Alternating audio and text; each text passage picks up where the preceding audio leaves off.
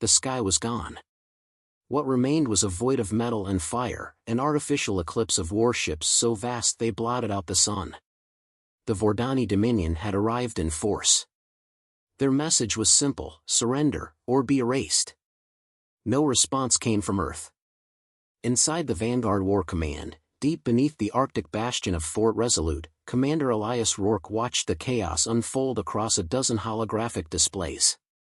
The Vordani fleet descended like a storm, a force of cold, calculated extermination. Rourke cracked his knuckles. Hell of a day. Behind him, General Lorraine Vaxton, a woman whose name had once been synonymous with planetary defense strategy, exhaled through gritted teeth. "We knew something like this would happen," she muttered.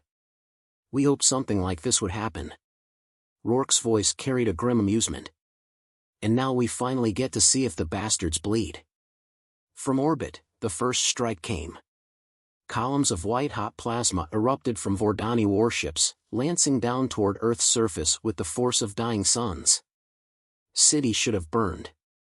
Continents should have fractured. But the planetary defense grid activated in an instant. Horizon shields flared across the atmosphere, catching the plasma barges mid-fall, dispersing their energy into the upper thermosphere. The result? A manufactured aurora borealis that stretched from pole to pole, a firestorm of cosmic light. Rourke smiled. Earth's first message to the invaders was clear.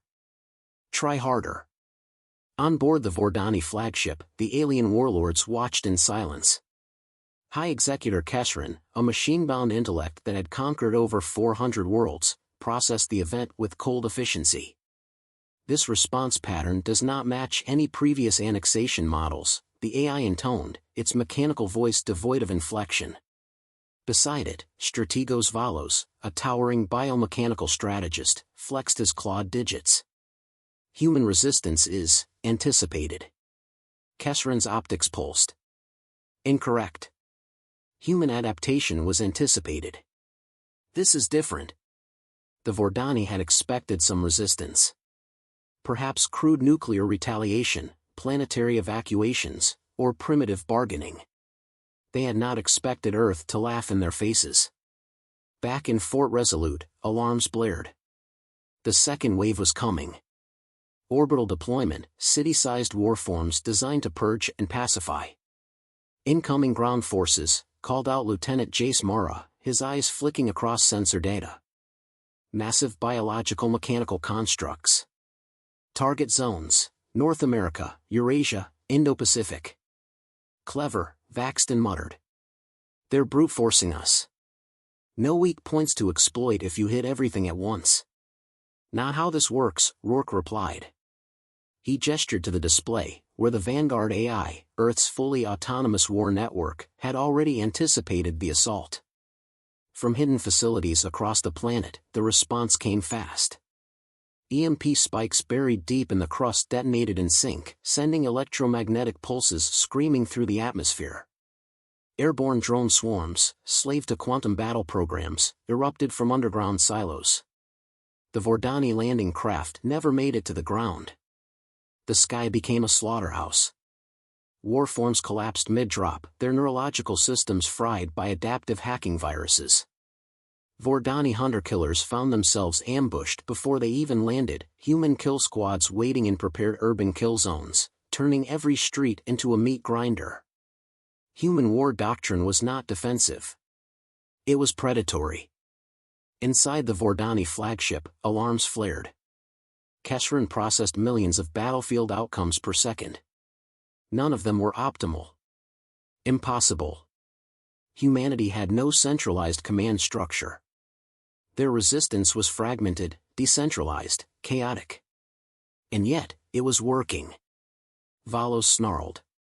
Their forces are not responding in predictable patterns. Kesrin calculated new probability models. None predicted total success. For the first time in 10,000 years of conquest, the Vordani war machine hesitated. Back on Earth, Rourke's smirk widened as he observed the real-time data feeds. They don't get it. Vaxton exhaled. They will. Rourke turned away from the command interface, cracking his neck. No. They won't. Then he walked out, leaving his generals to their strategies. His job wasn't to watch. His job was to kill. The battlefield was an orchestra of violence. Rourke moved through the wreckage like a ghost, flanked by his elite fire team, the Black Talons, cybernetic warfighters born in the deepest pits of Earth's experimental combat divisions. Ahead, Vordani enforcers, 10-foot-tall exobioconstructs, moved in tight formation. Their bodies gleamed with plasma plating, their optic arrays scanning for hostiles. They didn't see Rourke until it was too late. He detonated the first one's skull with an anti-material round. The second fell to a monomolecular blade, cutting through alien armor like butter. The third tried to scream. Rourke shot him through the throat. The Black Talons hit the rest with military precision. 10 enemies dead in less than 6 seconds. Area clear, Mara grunted, kicking over a Vordani corpse. Tough bastards. Not tough enough, Rourke replied. Then the horizon darkened. Above them, the Leviathan-class warship loomed. It was 1 kilometer of pure destruction, and it had just begun charging its main weapon. Rourke exhaled. All right. Let's go kill a god. Inside the Vordani flagship, Kesran's processors flared. Humanity was not reacting correctly. There was no panic. No desperation. They should have been scrambling to defend themselves. Instead, they were counterattacking. Earth was not a world under siege. It was a trap that had just closed its jaws. Valos took a step back. This is wrong. This is. A transmission interrupted him. A human voice cut through their encrypted channels. Rourke. His tone was casual. Almost bored. You should have stayed in your little empire, boys. Because now? You're in ours. And then the final battle began. The Leviathan's shadow swallowed the battlefield. It loomed, a mountain of obsidian steel hanging in the sky, its superstructure bristling with weapons capable of tearing planets apart. The main cannon, an apocalyptic energy array, was already charging. Rourke's helmet display pulsed red, warning him that target lock had been achieved. A lesser man might have hesitated. Rourke grinned. We're going up. Mara blinked. We're what? You heard me, Rourke said. The adjudicator's coming online, and when that cannon fires, we're all gonna have a bad day. So, we don't wait for it to kill us. We take the fight to it. You're talking about boarding a kilometer-long murder machine, Mara snapped. In open combat. With no backup. Yeah, Rourke said, slamming a fresh magazine into his rifle. So quit bitching and get moving. The Black Talons didn't hesitate after that. A missile screamed overhead, cutting across the sky before exploding against the ship's forward shields. A wasted shot. The Leviathan's defenses absorbed the impact without flinching. But the distraction was enough. Rourke's fire team sprinted for the dropship wreckage half buried in the dirt. The Vordani had been bringing in ground troops before the battlefield turned against them. That meant the ship's mag launch was still functional. Mara vaulted into the cockpit, scanning the controls. Oh, you have got to be kidding me. Rourke climbed in behind her. Problem? This thing's set for ground ops. It doesn't have orbital permissions. Hack it. Rourke, it's alien. He leaned over, yanking the emergency override lever beside her seat. Then stop thinking like a human. The ship's console flickered, failing to process the command before defaulting to a manual override. Mara gawked. How the hell? I read the manual, Rourke said. Strap in. The ship's engines whined. Gravity lurched. The ground dropped away in a screaming rush. The Black Talons had just committed to the most suicidal maneuver of the war. Their ship pitched forward, accelerating toward the Leviathan's underbelly. Enemy turrets snapped toward them, filling the air with plasma fire. The first shot barely missed. The second glanced off the hull, stripping half the plating from the right wing. The third. Impact. The dropship shuddered violently as something ripped into the port side.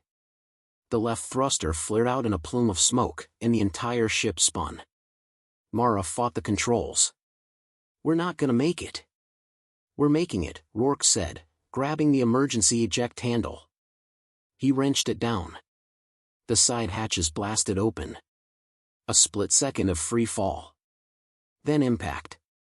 They hit the hull hard, rolling across reinforced plating. The dropship was gone, a fireball spinning into the void. Rourke dug his fingers into a maintenance ridge, grinding to a halt. The rest of his team landed seconds later, mag boots activating as they slammed onto the Leviathan's hull. Mara groaned. "That was terrible." Yeah. Rourke unslung his rifle. "On your feet. We've got work to do." The hull hatch ahead of them hissed open. 3 Vordani warforms emerged, hulking things, 10 feet tall, their frames a fusion of organic horror and machine precision. They didn't hesitate. Neither did Rourke. His rifle barked twice. The first shot punched through armor plating, rupturing the first warform's power core. The second took the next one in the throat, severing its spinal link. The third lunged. Rourke caught it mid-strike, twisting into its guard. His blade flashed, a monomolecular edge cutting through metal and muscle alike. The Vordani collapsed, oil-black ichor pooling from its split throat. Mara exhaled. "You're insane." Rourke shrugged. "No time for compliments. Move." They entered the ship. The corridors were a maze, twisting pathways of alien machinery, pulsing conduits glowing a sickly blue. The ship's hive AI had already detected them. That meant defenses. They didn't walk 5 feet before the walls came alive. Auto turrets erupted from the ceiling. Drone swarms descended from access vents. Vordani warriors emerged in force. The fight was instantaneous. The Black Talons moved like demons, carving a path through sheer overwhelming firepower. Mara's shotgun detonated skulls at close range, while Keller took the flank, his pulse rifle singing with deadly precision. Rourke? He threw himself into the carnage. A Vordani officer surged toward him, plasma scythe raised. He let it swing, sidestepped at the last moment, and emptied a full magazine into its core. Another one leapt onto his back. He twisted, gripping its face and driving his combat knife into its optic cluster. The Vordani faltered. That was the mistake. Rourke ripped the knife out, kicking the body off his blade. And just like that, the fight was over. Their enemies lay in heaps. The hallway was a charnel house. Mara wiped blood from her visor. Clear. Rourke ignored her. His focus was ahead. The bridge. They'd reached the core command center. The brain of the Leviathan. Rourke stepped forward. Kesrin. The door slid open. Inside, the Vordani AI stood waiting. Kesrin's mechanical form gleamed in the pale light, its 6 burning optics scanning Rourke with calculating precision. "I have analyzed all outcomes," the AI intoned. "Your victory probability is statistically insignificant." Rourke raised his rifle. "Don't care." Kesrin's optics narrowed. "You believe your defiance matters?" Rourke smiled. "Cold. Merciless. We don't believe in defiance," he said. "We believe in extinction." And then he fired. The final battle had begun. The first shot punched into Kesrin's chassis, tearing through its plasma-hardened alloy. The AI staggered, 6 glowing optics flaring in surprise. It had calculated all possible outcomes, yet none had predicted this, a human standing inside its domain, gun raised, no hesitation. "You cannot." Rourke fired again. The second shot ripped through the AI's cranial plate, disrupting core functions. Sparks flew as Kesrin's systems fought to recover, processing the impossible. This wasn't defiance, this was extermination. The rest of the Black Talons surged forward. Mara lobbed a shock charge, detonating near the hive control conduits, overloading the ship's primary data links. Keller took point, rifle blazing, mowing down incoming Vordani enforcers. Kesrin's systems realigned, its voice now laced with something the Vordani never should have felt: urgency. Your species cannot win. You are disorder. You are inefficient. You will. Rourke ripped a combat knife from his vest and drove it straight into Kesrin's core processor. Shut up. Kesrin shuddered, its towering frame convulsing. The once omnipotent war mind, a conqueror of thousands of civilizations, fell to its knees. Rourke twisted the blade deeper. How's that for efficiency? The AI collapsed. The Leviathan systems crashed in a cascading failure. Across the ship, power flickered, weapon controls froze, targeting arrays scrambled. The warship was dying. Mara exhaled. Jesus. You actually did it. Keller scanned the readouts. Core meltdown in 3 minutes. Rourke yanked his knife free, wiping black synthetic ichor from the blade. Then we leave. They ran. The ship screamed alarms, corridors flashing red, automated security collapsing into chaos. Every door was failing, every bulkhead unlocking. The Vordani left and side were panicking, their once flawless systems turning against them. Through the comms, panicked alien voices echoed, pleading, cursing, breaking. They had never known fear. Now they drowned in it. The Talons sprinted toward the evac point, fighting through scattered resistance. The Vordani were firing wildly, their hive coordination broken. One lunged at Rourke. He shot it point blank, the round tearing through its skull. Another tried to flee. Mara gunned it down before it got 3 steps. They weren't letting anyone leave. The docking bay loomed ahead. A Vordani transport sat idle, one of their own dropships. It would do. Keller patched into its systems. It's clear. They climbed in. The engines roared. Behind them, the Leviathan trembled. Through the viewport, Rourke watched the warship's death throes. Hull plates ruptured, venting atmosphere. Plasma conduits burst like arteries, spewing fire into the void. Then, detonation. The core overloaded, a white-hot implosion collapsing the ship inward, followed by an apocalyptic fireball. The Leviathan didn't just explode. It was erased. Silence filled the comms. The Vordani war fleet, still in formation, had just witnessed the impossible. Their greatest weapon, their god machine, reduced to wreckage. Mara whispered, "They're breaking." Keller checked the scanners. Their formations are crumbling. No clear command. They're retreating. Rourke's voice was cold. No. They're running. They punched through the exosphere, diving back toward Earth. The war was ending, but not the way the Vordani had planned. Because now they knew. Humanity didn't kneel.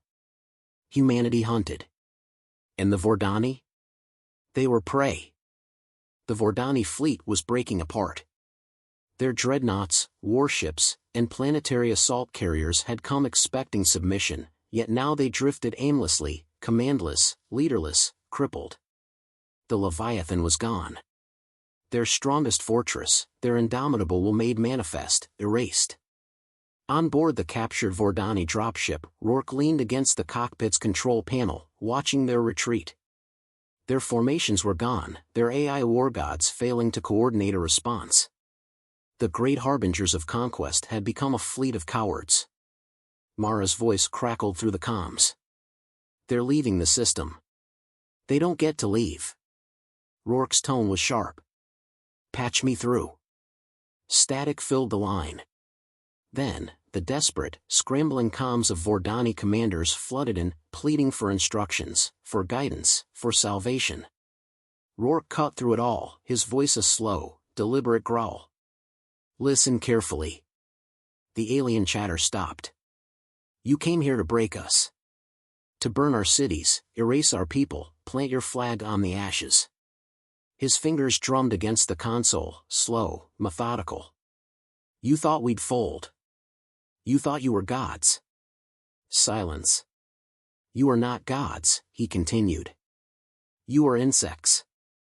One of the Vordani commanders finally responded, their synthesized voice warping with interference. You do not understand. Rourke cut them off. No, you don't understand. You came here thinking you were untouchable. That humanity was just another species to catalog, conquer, and subjugate. He leaned forward, eyes dark with the weight of 1,000 battles. That was your first mistake. Keller pulled up new scans. Sir, their capital carriers are spinning up FTL drives. They're leaving their forces behind. Rourke's lip curled. Typical. He tapped the console, opening another channel. This time, it was broadcasted to every Vordani vessel still in range. You think running will save you? His voice carried no rage, just certainty.